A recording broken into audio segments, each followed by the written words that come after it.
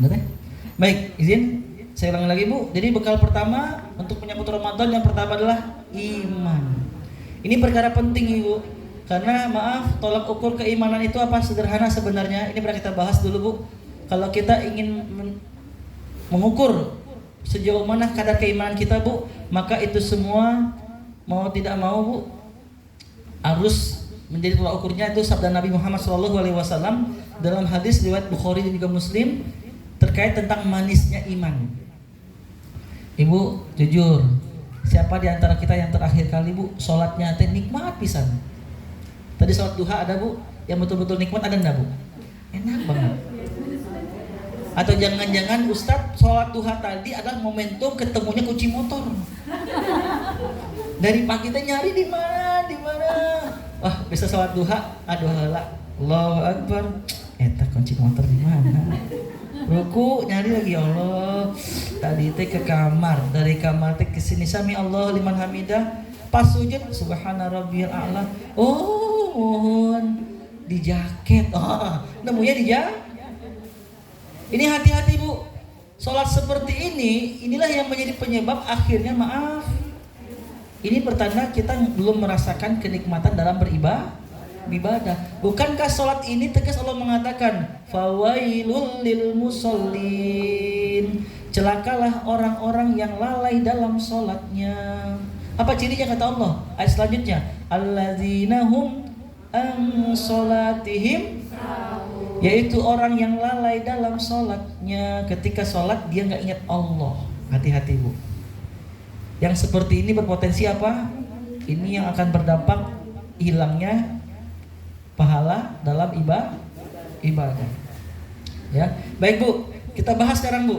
Apa itu tolak ukur keimanan kata Nabi? Ada 3. Nabi pada bersabda dalam hadis riwayat Al-Bukhari dan Muslim, salasun man kunna fihi wajada halawatal iman. Kata Nabi Bu, ada 3 perkara. Ada 3 hal kata Nabi, jika seseorang di antara kita ada 3 perkara ini Bu, maka kita kata Nabi Bu ya, wajada halawatal iman. Niscaya kita sudah merasakan manisnya iman. Ini bukan kata kiai, bukan kata Nabi loh Ibu. Ya, kata Nabi ada 3 perkara, jika ada pada dalam diri kita, maka kita merasakan manisnya iman. Apa maksudnya manis iman itu? Nikmatnya dalam beribadah. Yang pertama Nabi mengatakan man kana Allahu wa rasuluhu ahabba ilaihi mimma siwahuma. Seseorang yang dia mencintai Allah dan Rasulnya di atas segalanya daripada yang lain. Dia mencintai Allah dan Rasulnya itu lebih besar cintanya dibandingkan cintanya terhadap suaminya, terhadap istrinya, terhadap anaknya, terhadap cucunya, terhadap pekerjaannya, terhadap bisnisnya, terhadap rumahnya, terhadap kendaraannya. Apapun Bu kalah. Dia cinta sama istrinya, dia cinta sama suaminya, cinta sama anaknya. Tapi maaf, cintanya terhadap Allah itu jauh lebih besar daripada dunia. Ini Bu poin pertama. Makanya dalam Quran surat kedua Al-Baqarah ayat 165, ya, surat kedua Al-Baqarah 165 Allah berfirman, Ibu, wa minan nas, kata Allah, man yattakhizu min dunillahi andada yuhibbunahum kahubbillah. Dan di antara manusia Allah katakan Bu, ada orang-orang yang menjadikan Tuhan tandingan selain Allah. Yuhibbunahum kahubbillah, di mana mereka mencintai Tuhan tandingan ini seperti mencintai Allah. Bahkan lebih besar cintanya terhadap Tuhan tandingan ini daripada Allah. Pertanyaannya, Ibu, apa yang berpotensi yang bisa menjadi Tuhan tandingan selain Allah? Masih ingat Bu? Harta, tahta, wanita. Ini kita pahami. Tapi yang lebih lengkap Bu dalam Quran itu Allah katakan dalam Quran surat ketiga ayat 14. Ibu Santi izin, ini perlu qiraah Bu, tadabbur atau sebagian aja Bu ya. Maaf Ibu, ini karena panjang pembahasan kita Ibu. Ulang sedikit dari pembukaan sedikit. Jadi kan persiapan. Tadi kan Baik Bu, ya izin. Jadi tadi mati dari awal ya? Enggak. poinnya Bu ya. Baik ini Bu ya, yang pertama persiapan menyambut Ramadan yaitu perkara iman, Ibu ya. Mengapa iman? Karena nanti dengan imanlah ini Bu, kita akan betul-betul maksimal dalam beribadah. Karena berapa banyak orang-orang di sekitar kita Bu, maaf, dia bersedekah, dia puasa, dia sholat, dia ngaji, tapi kok enggak rasa nikmatnya. Sehingga apa yang terjadi Bu? Target pencapaian cuma dunia. Apa itu dunia? Mungkin pujian, mungkin biar dikenal orang sebagai orang yang ahli ibadah. Ini semua rugi Bu ya. Oleh karena itu Bu, untuk iman ini 3 hal penting yang kita perlu fokuskan kata Nabi. Yang pertama adalah barang siapa yang mencintai Allah dan Rasulnya di atas segalanya, ya. Mereka lebih besar cintanya kepada Allah dan Rasulnya Bu daripada cintanya terhadap pasangannya, terhadap anak ataupun keluarga, bahkan pekerjaannya, rumahnya pun juga. Allah prioritas. Makanya dalam Quran surat kedua 165 tadi saya bahas sedikit, Al-Baqarah 165, di sini Allah berfirman, wa minan nas, dan di antara manusia, man yattakhizu min dunillahi andada, ada orang-orang kata Allah yang menjadikan Tuhan tandingan selain Allah. Yuhibbunahum kahubbillah, di mana mereka mencintai Tuhan tandingan ini seperti mencintai Allah. Tapi Allah menegaskan di lanjutan ayatnya, walladzina amanu asyaddu hubban lillah. Adapun orang-orang beriman sangat besar cinta mereka kepada Allah. Makanya Bu, akan tampak Bu, seorang istri yang mencintai suaminya, dia akan melayani suami, berbakti kepada suami tidak hanya di awal bulan saja. Nggak di sini, di luar sana, ya Bu ya. Kenapa? Bahkan maaf, senyebel-nyebelinnya suami, dia tetap melayani. Karena ada Ibu ya, Ustadz, suami seperti apa yang perlu kita baktikan padanya sepanjang waktu kita. Kenapa? Karena nggak semua suaminya itu baik, kadang nyebelin dan sebagainya. Ibu, bahkan karena iman lah Ibu, karena cinta kepada Allah lah, kita bisa merubah tabiat kerasnya suami menjadi lembut. Kita bisa merubah karena iman Bu ya. Karena cinta kita kepada Allah lah, kita bisa merubah sifat suami yang buruk menjadi baik. Contoh, 2-3 minggu sudah suaminya belinya luar biasa, tapi kita tetap melayani suami, senyum, bikinin kopi, melayani. Padahal suami teh sering ngeselin gitu. Pas sudah 3 minggu, akhirnya suami bertanya, "Mah, kok mama tetap senyum sih melayaniku? Tetap baik perhatian kepadaku, padahal 3 minggu ini aku nyebelin buat mama. Mama nyiapin kopi sekarang buat aku, tapi maaf Mah, ini gak campur cyanida kan?" "Oh enggak Pak, enggak. Aku seperti ini karena Allah." Karena perintah Allah Bu, selama arahan suami kita, perintah suami kita tidak melanggar syariat, maka wajiblah seorang istri untuk tetap melayani atau taat kepada suami selama tidak melanggar. "Mah, nggak boleh pakai jilbab." Ibu nggak boleh kekeh Bu. "Aku pengen pakai jilbab terus." "Oke," kata, "aku nggak pakai jilbab kalau dalam rumah.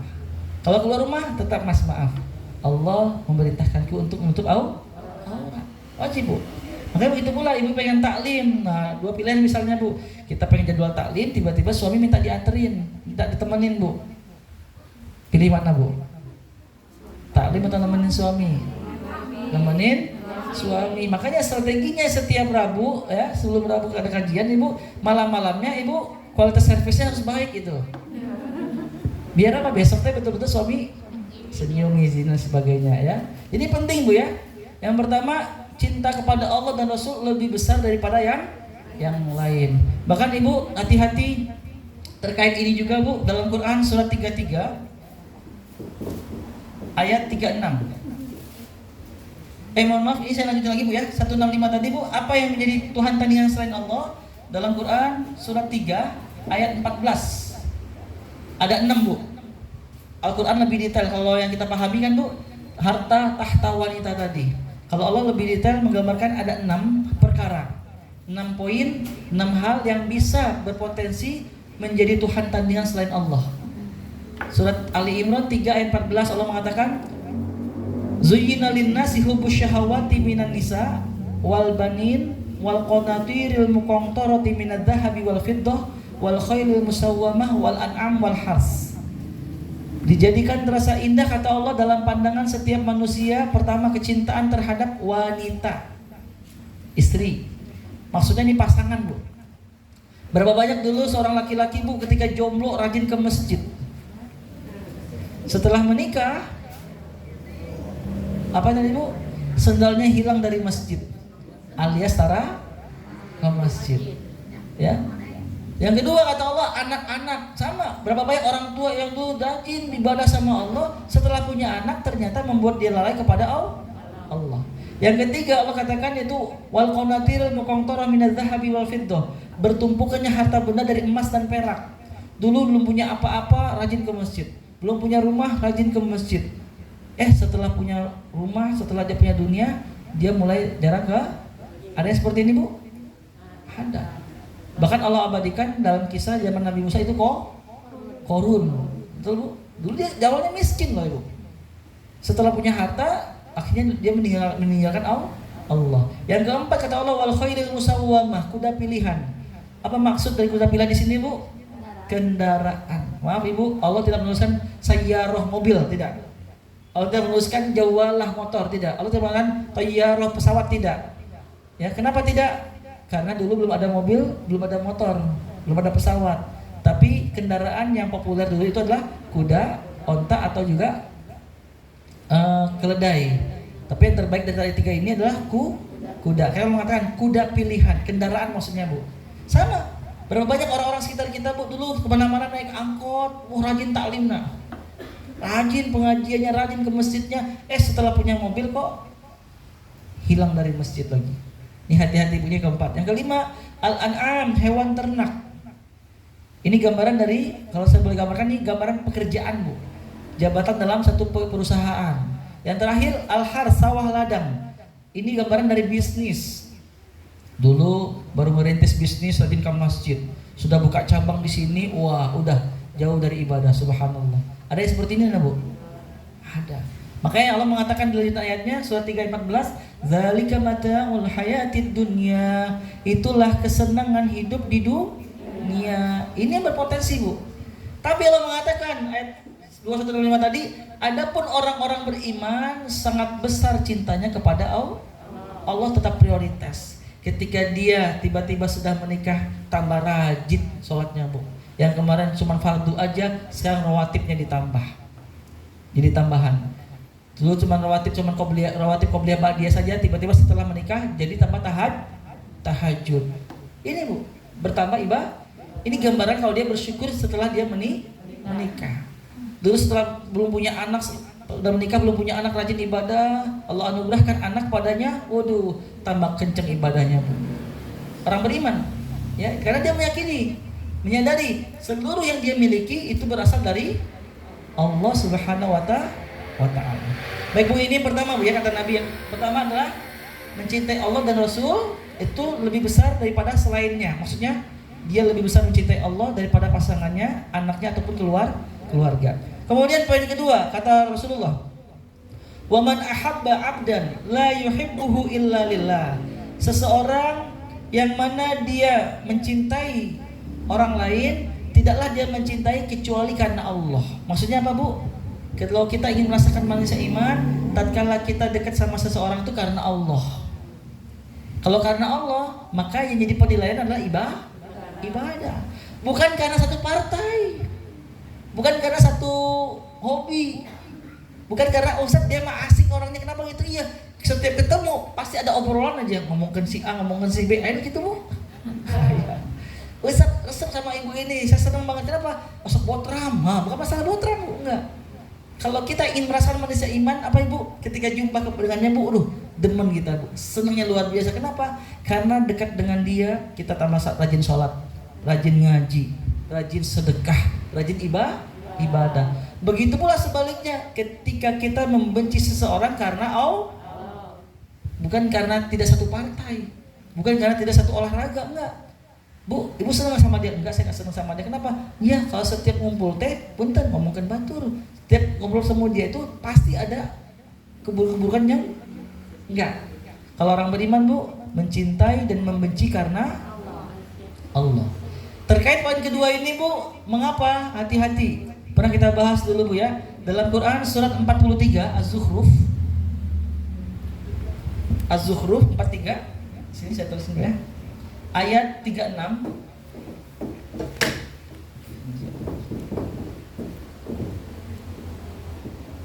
Di sini Quran surat 43 Az-Zukhruf ayat 36. Allah berfirman, Ibu biar kita nggak ini fokus, boleh ngaji Bu ya. Udah saya jadi lupa saking semangatnya nih Bu. Surat 43 Bu, silakan yang bawa mushaf boleh. 43 ayat 36.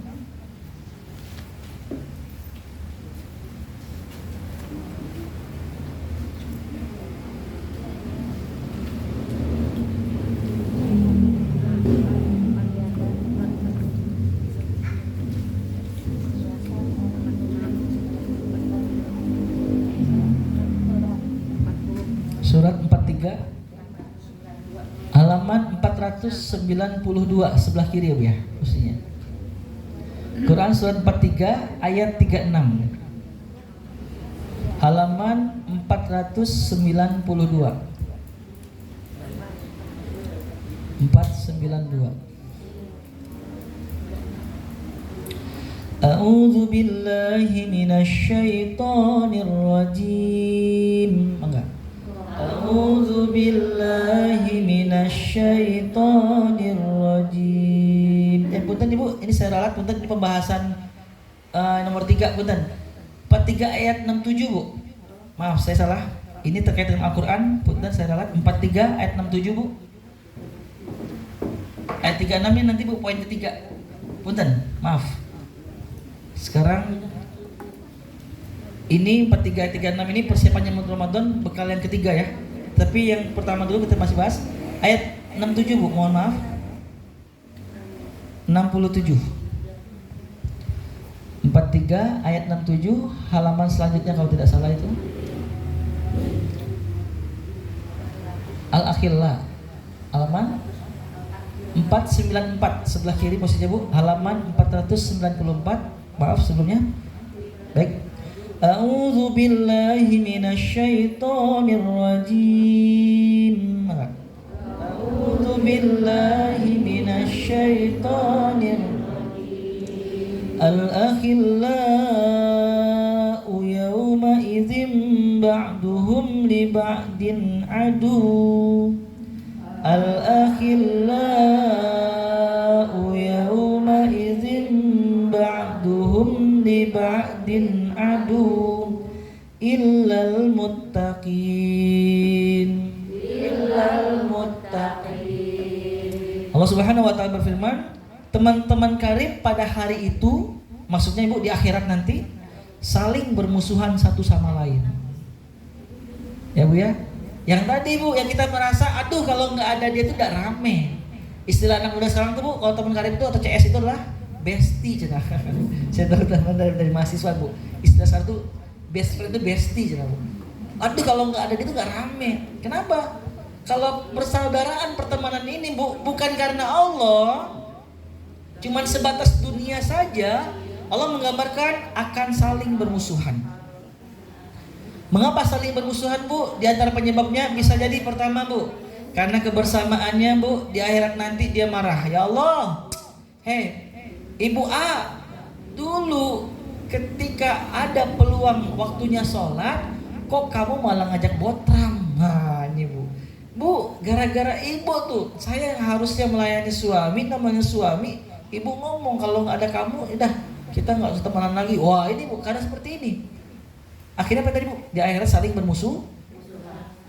Tapi Allah mengatakan di akhir ayat Bu, illal muttaqin, kecuali mereka yang bertakwa. Maksudnya apa Bu? Kalau persahabatan, pertemanan dijalin karena dasar ketakwaan, karena Allah, karena akhirat, kebersamaan ibadah tadi Bu, maka sebaliknya, ketika yang karena dunia cuman sebatas dunia akhir saling bermusuhan, kalau pertemanan karena akhirat tuh akan saling menyelamatkan. Saling kan dalam satu hadis Rasul mengatakan tuh, sahabat karib itu ada di antara mereka yang bertanya di akhirat kelak, ya Allah, ketika dia masuk dalam surga, di mana sahabat karibku si ibu ini ya Allah? Siapa dia? Ya dia ya Allah yang dulu ketika di dunia sering ngajak aku taklim. Nah, sering ngajak aku ngaji ya Allah, sering ngajak aku untuk berulang, untuk beribadah, untuk kejar akhirat. Ternyata ketika ditimbang, ibu yang tadi sering ngingetin kita Bu, ternyata dosanya lebih berat, lebih banyak. Apa yang terjadi Bu? Kita pun Allah kasih wewenang, kasih hak untuk menyelamatkan siapa yang kita kenal. Ini Bu, bahagianya kalau kita berteman atas dasar ketakwaan. Makanya poin kedua, untuk tolak ukur keimanan, kata Nabi Bu, man kana yuhibbu abdan la yuhibbuhu illa lillah. Seseorang yang mencintai hamba Allah lainnya, tidaklah dia mencintai kecuali karena dasarnya apa Bu? Allah. Baik, poin ketiga. Apa kata Nabi Bu terkait tolak ukur manisnya keimanan? Beliau mengatakan, wa man yakrahu ayyuda fil kufri ba'da iz anqazahu Allah kama yakrahu ayyulqa finnar. Seseorang yang ia benci kembali jatuh dalam kekufuran. Maksudnya Bu, dia sangat benci dirinya kembali jatuh dalam kemaksiatan. Sebagaimana telah Allah selamatkan dia dari kemaksiatan tersebut, kekufuran tersebut, sebagaimana dia sangat benci di akhirat nanti akan dilempar atau dimasukkan ke dalam api neraka. Nah ini Bu, kalau kita ingin menilai tolak keimanan itu sederhana. Apakah kita sudah membenci kebiasaan buruk kita selama ini? Ya Bu ya. Ustaz kok sholatnya belum nikmat ya? Cross-checknya di 3 perkara ini Bu. Pertama, apakah Allah dan Rasul lebih besar kita cintai daripada selainnya?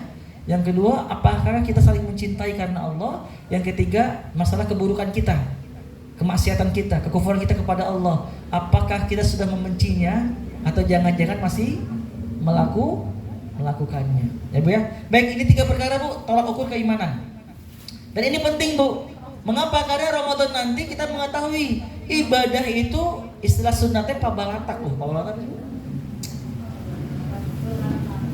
bertebaran di mana-mana Bu ya. Istilah seperti itu ya.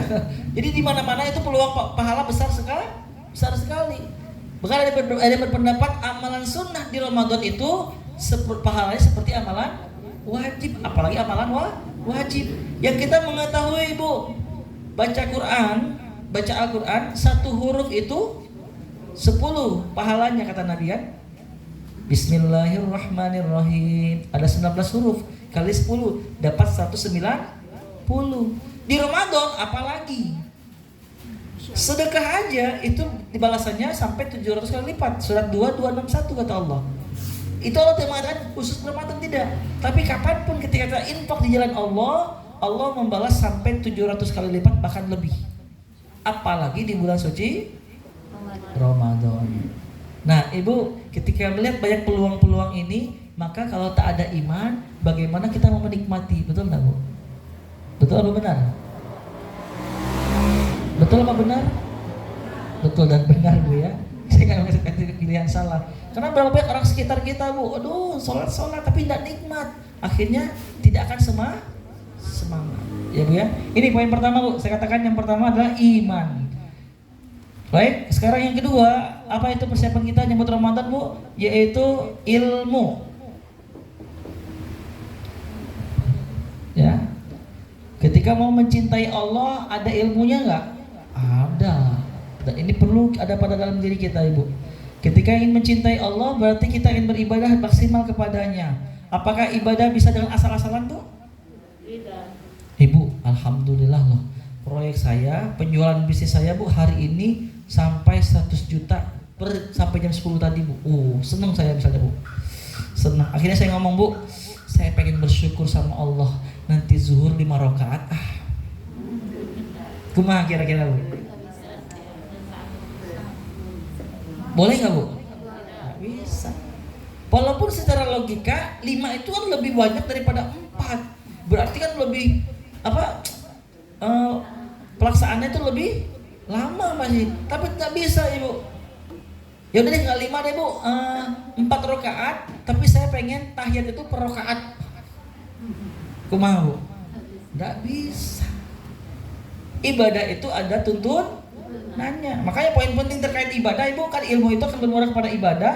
Syarat diterimanya ibadah itu 2, 1 paket. 2 ini 1 paket tak bisa dipisahkan. Apa itu Bu? Ilmu, saya gariskan sini Bu ya, karena kita ingin ibadah kepada Allah. ibadah. Dan syarat diterimanya ibadah ada dua. Yang pertama niatnya ikhlas. Yang kedua ittiba.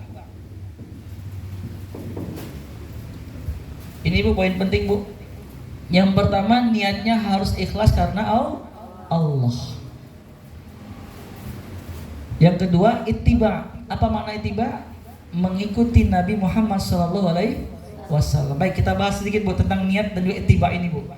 Terkait dengan niat, Allah berfirman dalam Quran surat 98 Al-Bayyinah. Baik, terkait tentang niat surat 98 Al-Bayyinah ayat kelima.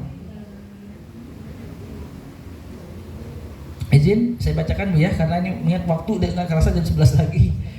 Allah berfirman, "Wa ma umiru illa liya'budullaha mukhlishina lahuddin hunafa'a wa yuqimus sholata wa yu'tuz zakah wa dzalika dinul qayyimah." Kata Allah Bu, dan tidaklah mereka, maksudnya kita semua makhluk Allah Bu, diperintahkan kepada oleh Allah melainkan untuk beribadah kepada Allah, beribadah menyembah Allah, mukhlishina lahuddin, dengan ikhlas.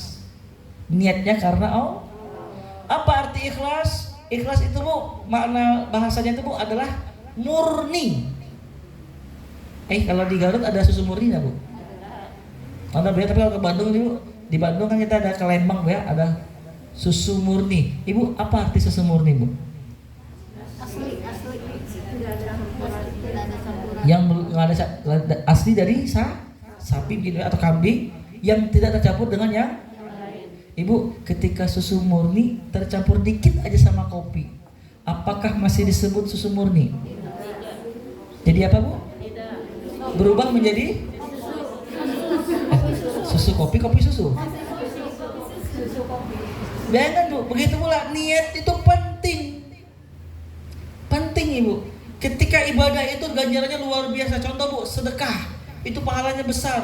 Waduh, masjid kekurangannya apa masjid? Kita butuh karpet akhirnya Bu kita wakaf karpet 5 baris Bu. Apa yang terjadi Bu? Setiap orang yang sholat di atas karpet yang kita wakafin itu Bu, maka kita dapat pahala yang sama. Orang berjamaah sholat Bu, pahala sholat berjamaah 27 kali lipat Bu ya. Ternyata dia pun qobliyah dulu, ba'diyah dulu, seluruh pahalanya kita dapat tanpa mengurangi pahalanya dia. Ternyata di atas karpet tersebut Bu ada taklim. Makanya nih mohon maaf Bu, kali-kali ngomong sama Bu Sati izinlah 2.000 dari karpetnya di abdinya gitu Bu. Ini Bu Sati nggak hanya rumah karpet pun, Masya Allah. Jadi ketika taklim Ibu dapat pahala taklim, tapi maaf pahalanya buat Bu Sati sebagai tuan rumah. Ini mudah-mudahan memotivasi Bu ya, nggak ada maksud apa-apa. Ini maka semuanya Ibu dikalikan untuk Bu Santi. Ini gambar sederhana Bu. Nah begitu karpet masjid kita sedekahin untuk masjid wakafin. Setiap orang yang sholat di atasnya Bu dapat pahalanya. Apa yang terjadi Bu? Tahun depan saya datang sama teman saya. Kang, tahu nggak Kang? Itu masjid tuh jamaahnya banyak ya. Pada nyaman kenapa? Iya Kang, karpetnya empuk enakeun. Apa teu teh saha eta? Ieu mah lain nanaon ya. Dia menyebutnya Bu, ingin dipuji, maka inilah yang berpotensi Bu akan berdampak terhadap pahalanya menjadi lafur. Tahu lafur Bu? Apa lafur? Maaf Bu, di huruf hijaiyah nggak ada huruf T. Ini penting ya. Pamaya mal, nggak boleh loh Bu. Fa. Yang bibirnya nempel cuma 2 huruf di huruf hijaiyah. Huruf ba dan huruf mim. Selebihnya tidak boh. Bukan lafur gitu ya. Baik Bu, ini yang berdampak apa yang terjadi? Pahala yang setahun Anda dapatkan dari ribuan orang yang sholat di dalamnya Bu, itu menjadi lafur. Hilang Bu. Ini sebagaimana sabda Allah, firman Allah Subhanahu wa taala ya. Quran surat 2 ayat 264. Al-Baqarah 264 Allah berfirman terkait niat ini Bu ya. Ketika kita bersedekah bukan karena Allah, itu membuat hangus pahalanya. Kata Allah, ya ayyuhalladzina amanu, hai orang-orang yang beriman, kata Allah, la tubtilu shadaqatikum bil manni wal adza. Janganlah kalian rusak, kalian hilangkan, kalian hapus kalian lafurkan, nah lafurkan ya, kalian hanguskan pahala kalian, pahala sedekah kalian dengan cara apa Bu? Menyebut-nyebutnya. Ingat Bu, sebut di sini dengan tujuan biar dipuji atau menyakiti hati sang penerima. Maka amalan ini Bu tidak bernilai pahala.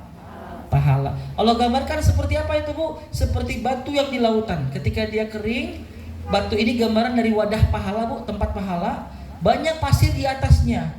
Udah banyak pahala, gara-gara menceritakan berharap dipuji tadi Bu. Apa yang terjadi? Datang ombak Bu. Kira-kira batunya masih banyak pasir atau jadi hilang? Ini Allah gambaran seperti itu Bu. Perumpamaan gambaran orang-orang yang sudah berbuat baik, bersedekah, kemudian dia menyebutnya karena ingin dipuji, niatnya bukan karena Allah Bu. Akhirnya apa yang terjadi Bu? Pahalanya akan lafur hilang. Sama aja Bu ya. Nah ini Bu, poin yang pertama masalah ikhlas. Oleh karena itu Bu, mau tidak mau kita harus menyadari Allah tak bisa dibohongi. Orang mungkin bisa tapi Allah tidak. Ya Bu ya. Baik, terkait tentang niat Bu ya. Yang pertama tadi saya bahaskan Quran surat 98 ayat 5. Kemudian sekarang Bu, yang bisa merusak tadi adalah Quran surat 2 ayat 264. Dan kemudian Bu, Allah nggak bisa dibohongi, Quran surat 64 At-Taghabun ayat 4. At-Taghabun ayat 4. Ini terkait niat Ibu. Surat 64 ayat 4. At-Taghabun ayat 4. Coba kita ngaji Bu, kan tidak panjang ini. At-Taghabun ayat 4.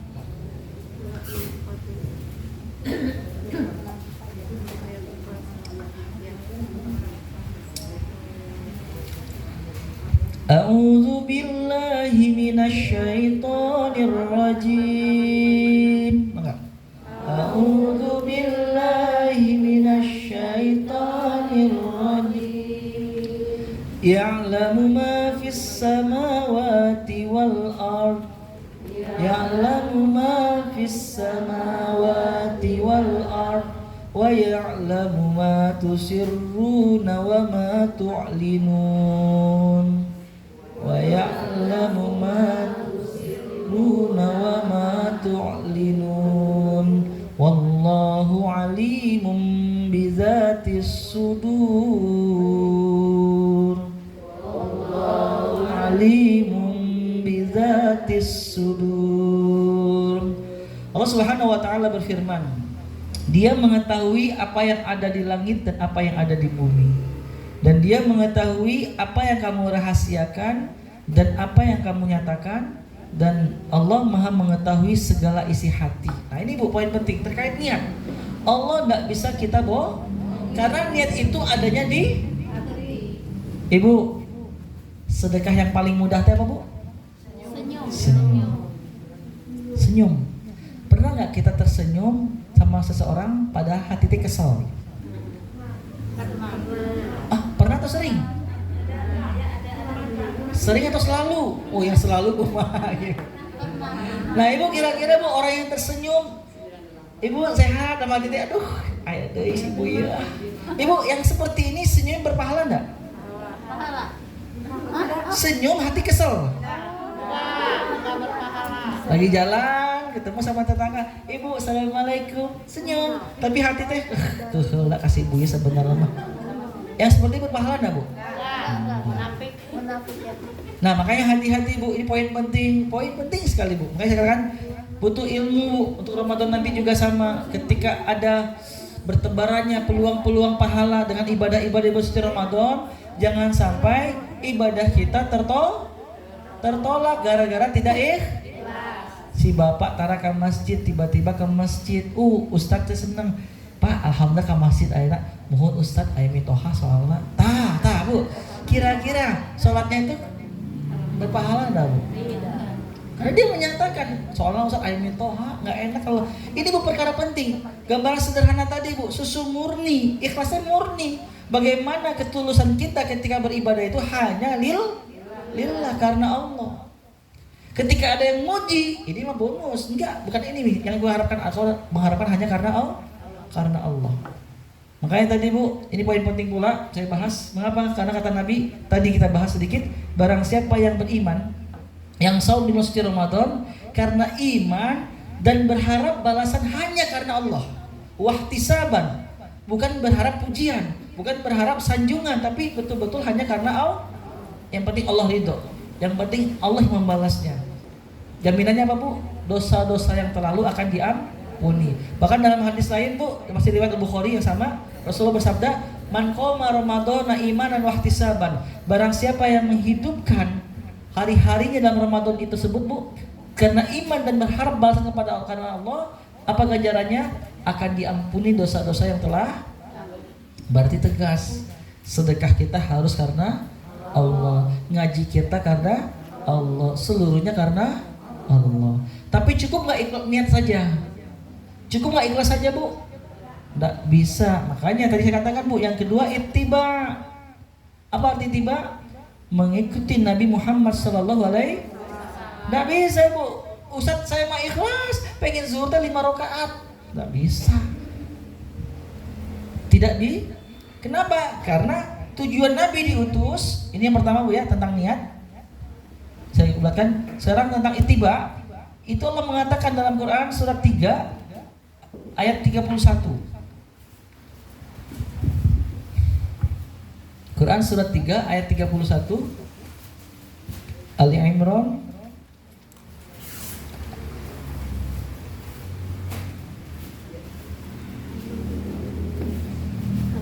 Quran surat 3 ayat 31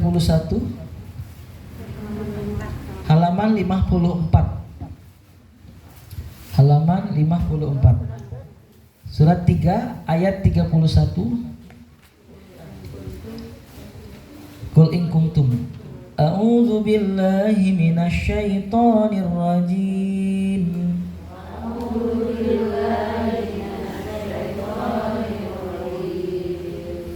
Qul in kuntum tuhibbunallaha fattabi'uni. Qul in kuntum tuhibbunallaha fattabi'uni. Fattabi'uni yuhibbukumullahu wa yaghfir lakum dzunubakum.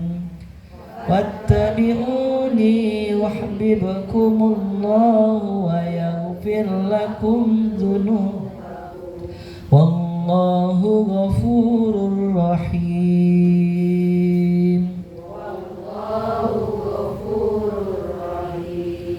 Allah Subhanahu wa taala berfirman, katakanlah wahai Muhammad, jika kalian mencintai Allah, maka ikutilah aku. Jadi Bu, Allah sendiri yang memerintahkan kepada kita semua melalui Nabi Bu. Muhammad katakan kepada manusia, jika kalian mencintai Allah, mau sholat, mau ngaji, mau beribadah, mau jaga hablum minallah, tata caranya tidak bisa sembarangan. Kata Allah, fattabi'uni, katakan Muhammad, ikutilah aku. Makanya tadi Ibu sepakat, tidak bisa Ustadz sholat zuhur 5 rakaat walaupun ikhlas. Betul Bu? Apa penyebabnya? Karena Nabi mencontohkan cuma 4. Ibu, saya semangat sekali Ramadan tahun ini Bu. Biar tampil beda, saya pengen saum teh dari subuh sampai isya. Boleh nggak Bu? Ya. Walaupun mungkin secara durasi waktu lebih lama, tetap Allah nggak suka. Karena perintah Allah ikuti Rasulullah. Apa ganjarannya Bu? Apa janji Allah tatkala kita ngikutin Nabi? Pertama, yuhibbukumullah, Allah akan cinta kepada kita. Yang kedua, wa yaghfir lakum dzunubakum, Allah akan mengampuni dosa-dosa kita. Ini Bu, ya. Makanya penting, ini satu paket sekali lagi. Nggak bisa ngikutin Nabi tanpa ikhlas, tidak bisa. Begitulah sebaliknya Bu, tidak bisa ikhlas tanpa ngikutin Nabi. Dua-duanya satu paket. Ini syarat diterimanya ibadah. Dan untuk ini semua butuh yang namanya ilmu. Sedikit saya bahas masalah ilmu Bu. Contoh, Ibu selama ini sholat udah berapa kali Bu? Dari akil balik sampai sekarang Ustaz. Wah, betul Bu? Iya. Coba saya hitung-hitungan Bu ya. Untuk berapa rakaat kita selama ini? Yang paling muda sampai sini Bu? Maaf, yang paling muda 17, 18 ada. Ibu izin, saya Dedek jangan belum hitung. Yang akil balik itu masuk. Ibu ada yang 36? Ada 36? Di bawah 36 ada 36 ada Bu? Oh berarti alhamdulillah saya paling muda Bu ya. Baik, Ibu izin, ini saya Bu ya. Sehari kita sholat 17 rakaat. 17 kali setahun kali 365 6.205 setahun rakaat kita sholat Bu.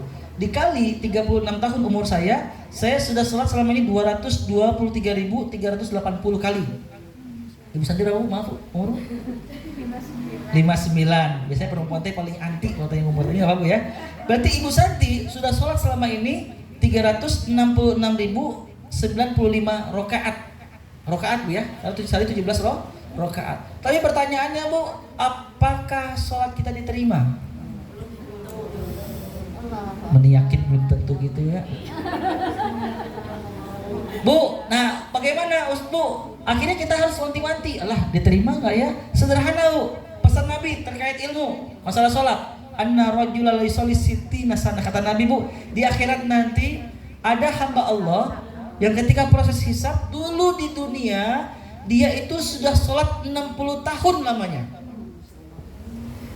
Berarti dari akil balik sampai tambah 60 Bu. Kalau dia laki-laki, akil balik laki-laki mungkin 15, berarti usia 75 dulu di dunia. Kalau dia perempuan, akil balik perempuan itu mungkin 10 tahun Bu ya, kita bulatkan 10 tahun, berarti umurnya 70. Apa kata Nabi Bu? Dulu di dunia dia 60 tahun sholat dari akil balik sampai meninggal dunia.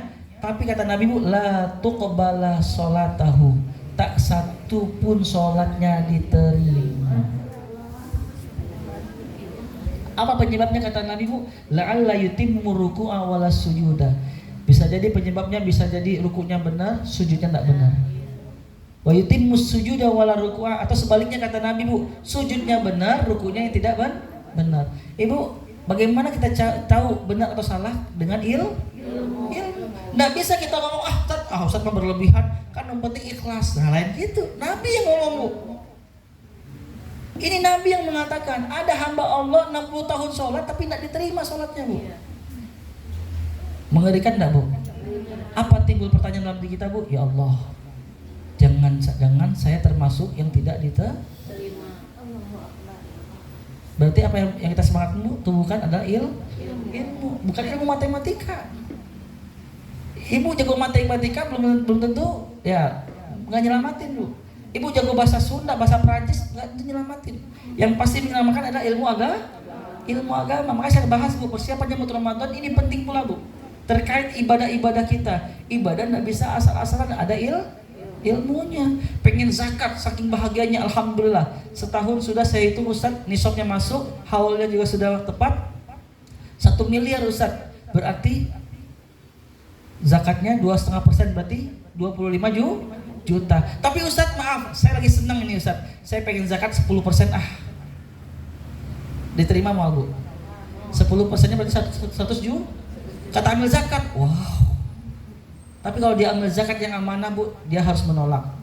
Kalaupun mau, tawarkan, Ibu maaf, kami hanya menerima 2,5%. Kalau Ibu mau, 7,5%-nya kita alokasikan untuk sedekah. Kenapa Ibu? Karena untuk penebaran zakat sama sedekah itu beda. Nggak bisa zakat untuk pembangunan masjid, nggak bisa Ibu. Makanya 8 asnaf teh, makanya butuh ilmu. Tapi kalau kita nggak ada ilmunya kan kita main masukinilah ke celeng masjid, ya Allah zakatku, nggak bisa Ibu. Ini poin penting loh Ibu. Untuk pembangunan jalan boleh nggak? Nggak benar, nggak bisa. Zakat nggak bisa Bu. Kemudian juga ada hitung-hitungannya kan Bu. Ya, untuk pertanian atau perkebunan, punya sawah berapa hektar, hitung zakatnya berapa, tergantung. Kalau diairi sendiri itu 5% dari total bersih Bu ya. Kalau diairi air hujan itu 10%. Ustadz, kalau harta temuan atau lukotoh istilah dalam agama kita Bu, barang temuan atau harta karun itu berapa persen Bu? Coba mungkin Ibu pernah jalan ke daerah mana Bu ya, temu harta apa nih ya, wah emas berlian. Tapi tetap Bu ya, dalam amal agama kita Bu, ini harta temuan, jadi hak milik kita setelah setahun. Tidak bisa langsung kita gunakan Bu, harus tunggu setahun. Kemudian ada zakatnya, ada berapa persen? 20%. Nah ini butuh ilmu. Oh kamu begitu untuk baru tahu. Dan ini semua butuh ilmu. Ya. Makanya sekali lagi jangan sampai nanti ibadah kita sia-sia karena tidak ada ilmu. Jadi ibadah itu bukan masalah ikhlas doang ibu. Kali ibu-ibu sepakat tadi kan, Ustadz saya mah ikhlas hayang zuhur 5 rakaat. Seikhlas apapun ibu tetap tertolak karena tidak mengikuti Nabi Muhammad SAW. Begitulah sebaliknya kalau itiba saja nggak bisa. Ibu alhamdulillah akhirnya ke masjid mohon air mitoha. Kan nggak bisa, harus makanya satu paket ya bu ya. Baik, ini 1 dan 2. Kemudian yang ketiga, ini izin bu kalau saya tulis di bawah takutnya nggak kelihatan, bisa ditulis langsung aja bu. Persiapan yang ketiga apa itu?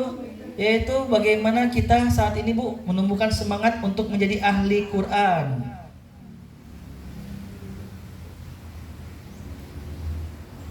Ya, menjadi ahli Quran bu ya. Persiapan yang pertama itu dengan Al-Quran bu.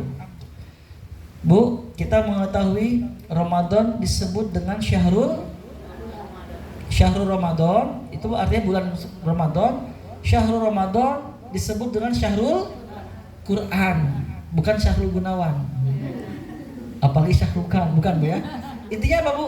Ramadan disebut dengan bulannya Al-Quran. Kenapa? Karena di bulan suci Ramadan lah Allah turunkan kitab suci Al-Quran. Kita mengetahui turunnya Al-Quran itu melalui 2 proses tahapan.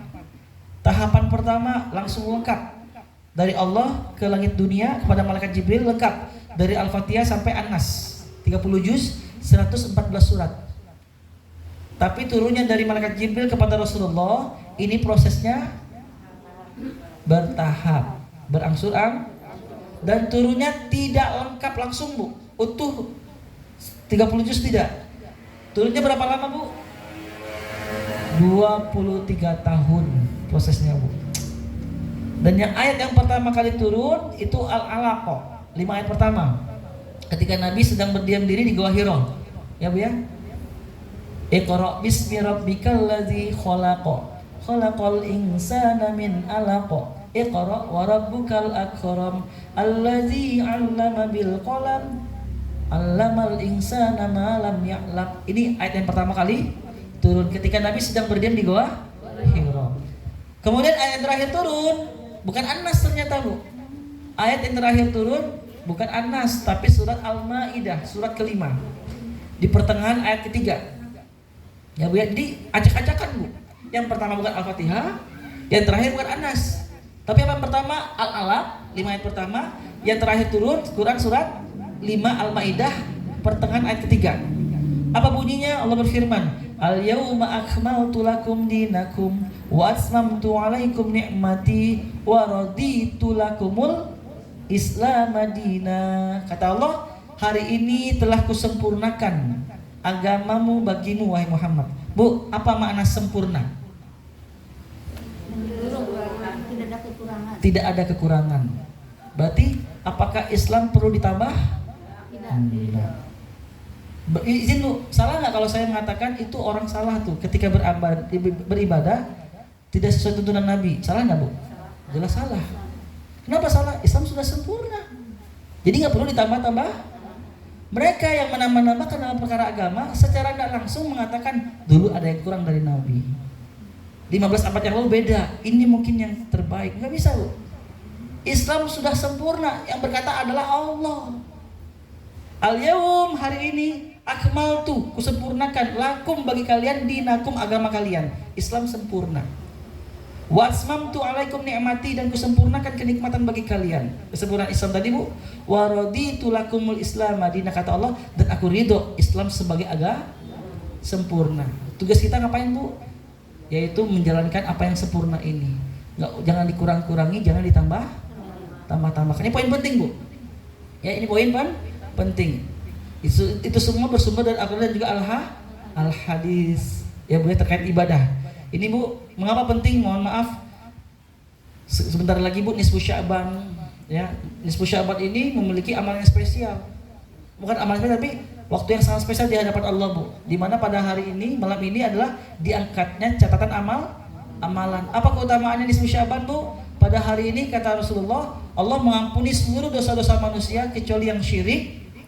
Yang seperti kemarin bu ya, maaf nih Pak Presiden kita bu ke IKN, kalau memang dilandasi itu bawa tanah dari setiap provinsi dengan tujuan biar berkah Indonesia, itu syirik jadinya bu. Kalau simbolik tidak masalah, tapi kalau emang tujuan biar Indonesia gini, tapi kalau ada unsur berharap dari tanah memberikan keberkahan, ini jatuhnya syirik. Yang kemarin lagi rame Bu ya, viral nih. Ada yang bertanya, Ustaz ini apa hukumnya? Jelas syirik. Ya, tapi kalau sebagai simbolik, cuman simbolik doang nggak masalah. Tapi ketika berharap dengan tanah-tanah dari seluruh provinsi dikumpulkan, jelas syirik. Karena meminta kepada selain Allah Subhanahu Wa Taala. Ya Bu ya. Ini dia Bu, poin penting sekali Bu. Kemudian kata Rasulullah, di seluruh akan diampuni seluruh dosa-dosa kecuali dosa syirik. Yang kedua apa itu? Allah tidak mengampuni dosa orang yang bermusuh-musuhan, yang sedang bermusuhan. Makanya Bu, afdolnya saling meminta maaf, suami istri, orang tua anak, sama tetangga, sama siapapun Bu. Karena selama masih ada kita bermusuhan sama orang, malam tersebut, maka ketika diangkat Allah nggak ngampuni dosa kita. Kecuali kita tidak syirik dan kita tidak saling bermusuhan. Makanya penting minta maaf Ibu ya. Ustaz tadi mah salah, kalian salah, udah Bu. Salah pun tidak, mending udah minta maaf aja deh. Yang penting jangan sampai kita terus orang yang merugi. Nisfu Sya'ban, tapi yang jadi masalah tak sedikit di antara kita Bu, mereka beramal di malam nisfu Sya'ban. Bahkan di daerah rumah saya itu Bu, ada yang namanya sholat nisfu Sya'ban 100 rakaat. Ya. Saya pernah diskusi panjang Bu sama ustadznya. Apa ini dalilnya Bu? Berasal ini dalilnya dari kiai kami. Oh udah, berarti ya memang enggak, itu dalil kiai kamu. Dan tanya hadisnya ada enggak? Ayatnya ada? Enggak ada. Tapi kata ajaran kita, kiai kita gini ya semoga itu pilihan. 100 rakaat setiap 2 rakaat salam. Berarti 50 kali ini Bu, mungkin di daerah Bu ada juga seperti ini Bu, hindari Bu. Ustaz, apa kita maksimalkan ibadah seperti biasa. Ya, dan maaf Ibu, dan tidak ada juga dalil yang sahih terkait tentang saum nisfu Sya'ban, tidak ada juga. Yang penting pasti nggak ada dalil spesial, apa ibadah spesial khusus tidak ada. Ya Bu ya.